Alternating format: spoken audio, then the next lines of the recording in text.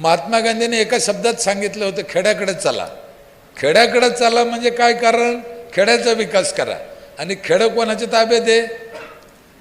सरपंचाच्या. तुम्ही नीट समजून घ्या तुम्ही कोणत्या जागेवर आहे. अजून एक गोष्ट सांगतो, आमदार खासदार साहेबाच्या भरोशावर ग्रामपंचायतचा विकास करायचा नाही, राहायचं नाही. ताई समोर बसेले, ते होणार नाही. त्याचे कारण वेगळे आहे. 200-300 गावं त्यांच्या मतदारसंघात असतात. त्यांना घरी जायला, घरी जेवायला टाईम नाही आहे. महाराष्ट्रात जायचं आहे, अनेक कामं आहे, अनेक विषय. ते तुमच्या गावात येऊन काय झाडून घेईन का? ठीक आहे, तुम्ही सरपंच म्हणून गेले, आमदार साहेबाला म्हणले नाही नाही मला 10 लाखाचा निधी द्या, देतील.